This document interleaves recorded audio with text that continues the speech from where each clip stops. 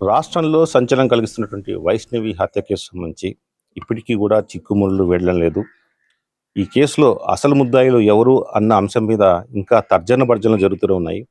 నిన్నటి రోజున కర్నూలు డిఐజీ స్వయంగా ఈ కేసుకు సంబంధించినటువంటి పూర్వపరాలు, తర్వాత కీలకమైన అంశాలు మాకు లభ్యమయ్యాయి, వెంటనే మేము వెల్లడి చేస్తామంటూ సాయంత్రం లోపల వెల్లడి చేస్తామని చెప్పినప్పటికీ కూడా తెల్లారింది. తర్వాత ఇప్పటికి కూడా ఎటువంటి సమాచారం లేదు. అయితే ఈ వైష్ణవి మిస్సింగ్ అయినప్పటి నుంచి తర్వాత మృతదేహంగా కనిపించి తర్వాత ఈ కేసులో ప్రధాన ముద్దాయి లోకేష్ అనుకుంటున్న సందర్భంలో పోలీసులు లోకేష్కి ఎటువంటి సంబంధం లేదు, తర్వాత మరెవరో హత్య చేశారు అని నిర్ధారించడం జరిగింది. అయితే ఈ తరుణంలోనే మొత్తం ఈ వ్యవహారంలో వైష్ణవి హత్య కేసులో దీంట్లో కుటుంబ సభ్యుల ప్రమేయం ఉంది అనే పెద్ద ఎత్తున ప్రచారం జరిగింది. ముఖ్యంగా వైష్ణవి పెద్దనాన్న కొడుకైనటువంటి సురేంద్ర మీద చాలా రకమైనటువంటి ఆరోపణలు వినిపిస్తున్నాయి. అయితే సురేంద్ర ఆ గ్రామంలోనే ఉన్నాడు.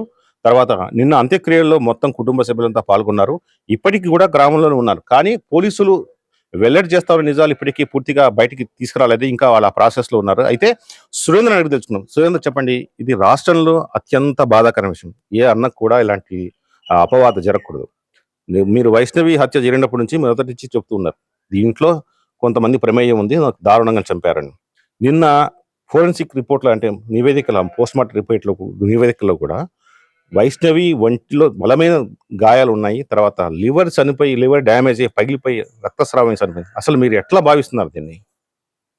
లోకేష్ కాదనేసి పోలీసు వారు నిర్ధారించారు. ఓకే. తర్వాత లోకేష్ లేదంటే ఆ అమ్మాయి చూసే ఆ పొజిషన్ చూస్తే మాత్రం, ఆ దెబ్బలందుకు చూస్తే మాత్రము అసలు మనము ఒక్కరు చేశారనే దానికి కూడా చెప్పలేము. ఎందుకంటే అంత బలంగా ఉన్నాయి. ఎవరు పగ ప్రతీకారాలు ఉంటేనే ఆ రకంగా దారుణమైనటువంటి హత్యాకాండకు పాల్పడతారు. ఒక ఇంటర్ విద్యార్థిని అంతా జరిగింది, ఏం జరిగి ఉండొచ్చు మీరు ఎక్స్పెక్ట్ చేస్తున్నారు? ఇప్పుడు ఆల్రెడీ సెక్సువల్గా అయితే జరగలేదనేసి నిర్ధారించారు. సో నిర్ధారించి పగతో అంత కొట్టాలి, ఐ మీన్ నా మీద నిందలు పడ్డాయి కాబట్టి అంత పగతో నేను చేశానని చాలా ఆరోపణలు వస్తాయి.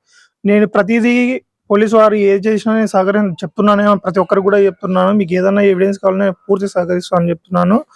సో దీని మీద పోలీసు వాళ్ళు ఏదైతే ఇన్వెస్టిగేషన్ చేస్తారో దానికి నేను పూర్తిగా సహకరిస్తాను, దానికి సపోర్ట్ చేస్తాను. మాకు పగలు ప్రతీకారాలు అనేది లేవు మా కుటుంబంలో.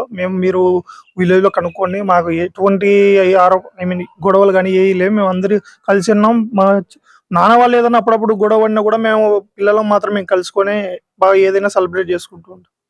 మొత్తం ఈ వ్యవహారంలో మొత్తం టర్న్ అంతా సురేంద్ర మీద పోయింది. సురేంద్ర చాలా ఆరోపణలు ఎదుర్కొంటున్నారు.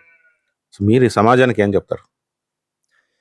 ఏ అన్న ఇప్పుడు నా చెల్లెలను నిన్న చూసిన పొజిషన్ చూస్తే ఏ అన్న అసలు కళలో అసలు రాదు కూడా, అంత ఆ పొజిషన్ లో ఉంది నా చెల్లెలను. కానీ ఆ పొజిషన్ చూసి కూడా ఆ అన్న మీద ఆరోపణలు చేస్తున్నారు. అది నేను అసలు తీసుకోలేకున్నాను. ఎందుకంటే గారాబుగా పెంచుకున్న చెల్లెలను పడిన పొజిషన్ చూస్తే నేను చేసిన నిందలు పడి ఆల్రెడీ అది కూడా ఏంటంటే మీడియాలో మన పోలీసు వారు ఒకటి చెప్తున్నారు, చెప్పిన తర్వాత దాన్ని కొన్ని ఛానల్ వాళ్ళు వాళ్ళకి ఇష్టం వచ్చినట్టు వస్తున్నారు. సో దయచేసి మీరు ఏదైనా టెలికాస్ట్ చేసేటప్పుడు పోలీసు వారు ఏం చెప్తున్నారు, వాళ్ళ వర్షన్ ఏంది, తర్వాత మీకు ఏదైనా డౌట్ ఉందంటే నేను ఆల్రెడీ వచ్చిన వాళ్ళ ప్రెస్ వాళ్ళందరికీ కూడా నేను కోఆపరేట్ చేస్తాను. ప్రధానంగా మీరు అక్కడికి వైష్ణవి లోకేష్ వెళ్ళిన తర్వాత మీరు గండికోటకు వెళ్ళారనేది ప్రధానమైన అంశం మీదే మొత్తం నడుస్తుంది. అసలు ఎంతసేపు ఉన్నారు, అసలు ఏం జరిగింది అక్కడ?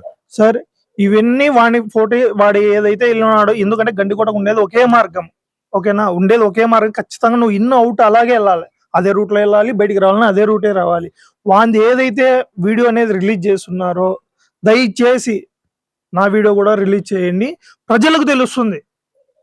ఎందుకంటే ఇప్పుడు ఏదైనా చెప్పేదానికన్నా చూస్తేనే తెలుస్తుంది. సో దయచేసి ఆ ఫోటో ఎవిడెన్స్ ఏదన్నా ఉంటే ఆ ఎవిడెన్స్ ఆ టైము రిలీజ్ చేయండి దయచేసి. తర్వాత మీరు కాలేజీకి వెళ్ళారు, కాలేజీలో కొంత సమాచారం సేకరించారు, తర్వాత ఉదయం వెళ్ళారు, మధ్యాహ్నం వెళ్ళారు, 2 సార్లు కాలేజీ వెళ్ళాల్సిన అవసరం వచ్చింది. నేను అంటే ఇంకా అమ్మాయిలు ఉన్నారు సార్, మా ఊరు అమ్మాయిని, ఆ అమ్మాయిని ఇన్వెస్ట్ చేయలేదు నేను. జస్ట్ సార్ వాళ్ళు చెప్పారు అప్పుడు, సార్ ఇలా పాపకి చెప్పున్నారు గండికోట, వాళ్ళ ఫ్రెండ్కి చెప్పినారు గండికోట వెళ్తున్నా అనేసి అంటనే నేను గండికోట వెళ్ళాను. తర్వాత మా ఊరు పాప ఉంది, ఆ పాపను అడుగుదామనేసి మళ్ళీ నేను రిటర్న్ వచ్చి అడిగాను. తర్వాత పోలీసులు చాలా పెద్ద ఎత్తున టీంలు ఏర్పాటు చేసి ఈ హత్య కేసు ఇన్వెస్టిగేషన్ చేస్తున్నారు. చాలా దర్యాప్తు వేగంగా కొనసాగుతున్నట్టు మాకు చెబుతున్నారు. తర్వాత వాస్తవ రూపంలో కనిపిస్తుంది. అసలు ఈ సందర్భంలో మీ చెల్లెలు చనిపోయిన దాదాపు 3వ రోజు ఇవాళ. అవును. దర్యాప్తు ఎంతవరకు కొనసాగుతుంది? ఈ దర్యాప్తు మీకు ఉన్నటువంటి సంతృప్తి, అసంతృప్తి ఏంటి? మేమైతే ఇప్పటి వరకు మాకైతే ఎటువంటి అప్డేట్ లేదు. ప్రజెంట్ మేము అసంతృప్తిగానే ఉన్నాం. ఎందుకంటే మాకు పోలీస్ ద్వారా మాకు ఏది సమాచారం అనేది తెలియదు. ఏది ఇక్కడ రిపోర్ట్లు ఏమొచ్చాయనేది కూడా తెలియదు. ఫారెన్సిక్ కానీ, పోస్ట్ మార్టం రిపోర్ట్స్ కానీ ఏది కూడా పోలీస్ వారు మాకు ఏది కూడా చెప్పలేదు సార్. సో మేము కూడా దానికోసం వెయిట్ చేస్తున్నాము. సో దయచేసి ఇది ఇంకా ఫాస్ట్గా ముమ్మరం చేయాలనేసి పోలీస్ వారిని కోరుతున్నాను. సో ఇప్పటి వరకు అయితే మాకు ఎటువంటి అప్డేట్ అయితే లేదు సార్. ఇది సురేంద్ర వైష్ణవి హత్య కేసు సంబంధించి తన మీద వచ్చినటువంటి ఆరోపణల నేపథ్యంలో కుటుంబ సభ్యులుగా ఇస్తున్నటువంటి వివరణ. కెమెరా పర్సన్తో శర్మ, కడప.